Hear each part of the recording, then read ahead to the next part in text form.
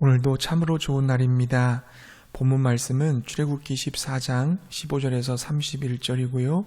제목은 바다 가운데를 육지로입니다. 하나님께서는 모세를 통해 애굽에 10가지 재앙을 내리셨습니다. 마지막 10번째 재앙은 애굽의 모든 처음 난 것들이 죽는 재앙이었습니다. 그때서야 바로는 하나님께 항복을 하고 이스라엘 백성들을 애굽에서 내보내 주었습니다. 그러나 완악해진 바로는 금세 마음을 바꾸어서 이스라엘 백성들을 공격하려고 군대를 출동시켰습니다. 엎친 데 덮친 격으로 이스라엘 백성들의 앞에는 홍해가 넘실대고 있었습니다. 앞으로도 가지 못하고 뒤로도 가지 못하는 진퇴양난에 빠지게 된 것입니다. 백성들은 하나님과 모세를 원망하면서 다시 애굽으로 돌아가자고 아우성을 쳤습니다. 그러나 모세는 하나님이 우리를 구원하실 거라고, 하나님이 애굽 군대를 물리치실 거라고 하나님을 기대하라고 하면서 백성들을 안정시켰습니다. 그때 하나님이 모세에게 말씀하셨습니다. 이스라엘 자손에게 앞으로 나아가게 하라. 너는 지팡이를 들고 바다 위로 내밀어 바다를 갈라지게 하라. 이스라엘 자손이 바다 한가운데로 마른 땅을 밟으며 지나갈 것이다. 그러나 애굽의 병거와 기병들은 그 바다 속에서 전부 전멸당할 것이다. 이 모든 일을 통해 나의 영광이 드러날 것이다. 그러자 하나님의 임재를 상징하는 구름기둥과 불기둥이 애굽 군대와 이스라엘 백성 사이로 옮겨졌습니다. 그리하여 애굽의 군대는 두려워서 이스라엘 백성에게 가까이 접근하지 못했습니다. 하나님의 명령대로 모세는 손에 잡은 지팡이를 바다를 향해 내밀자 홍해가 갈라졌습니다.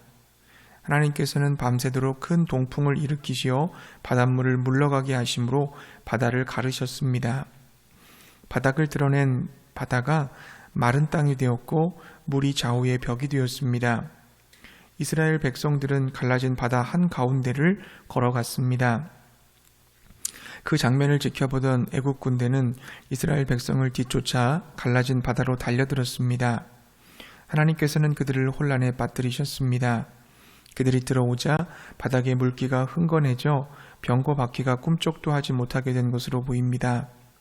그들은 하나님께서 이스라엘을 위해 싸우고 계심을 깨닫고 돌아가려 했지만 이미 바닷물이 원상복귀되기 시작해 빠져나갈 수 없게 되었습니다.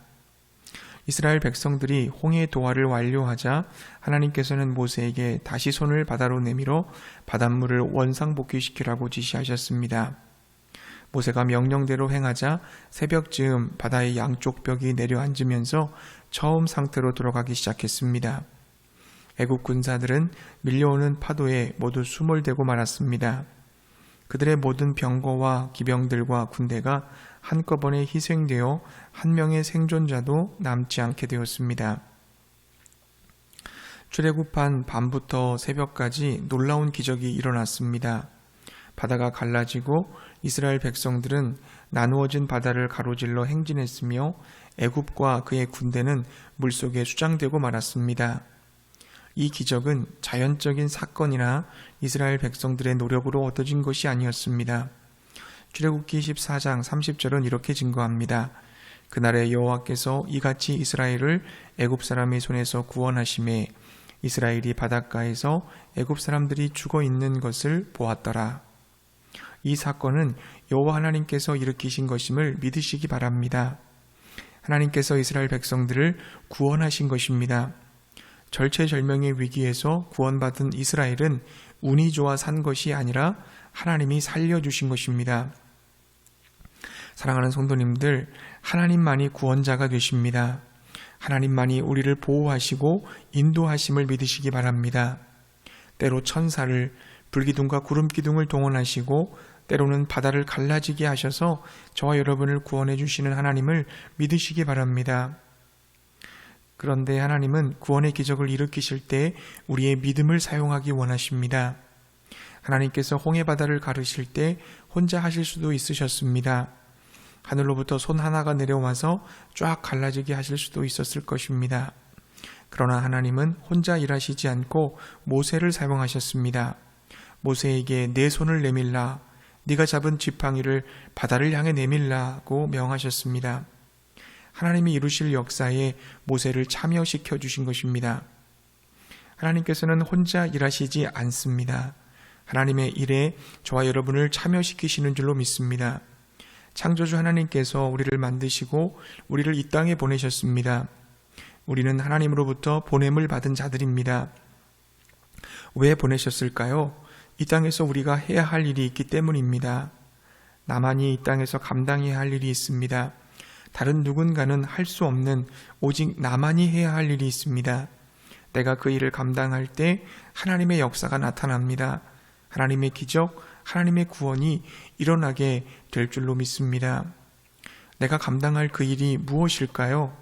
그 일은 내가 찾아가야 합니다.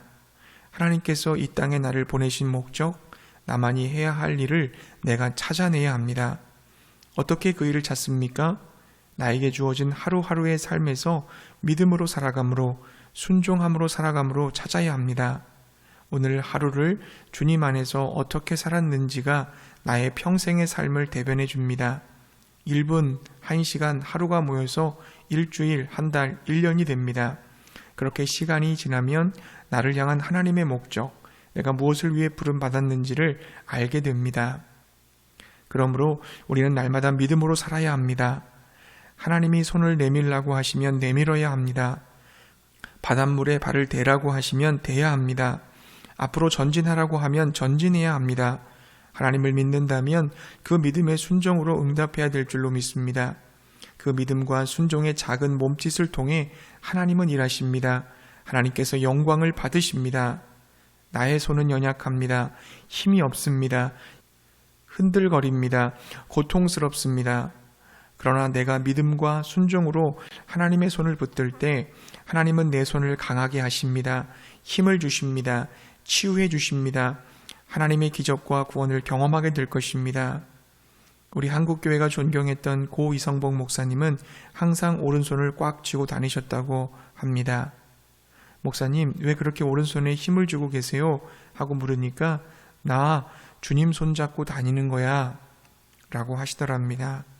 내 연약한 손을 잡으시는 하나님의 손, 주님의 전능하신 손을 붙드시고, 주님의 손에 붙잡히셔서 하나님의 구원을 노래하며 사는 우리 모두가 되시기를 축복합니다.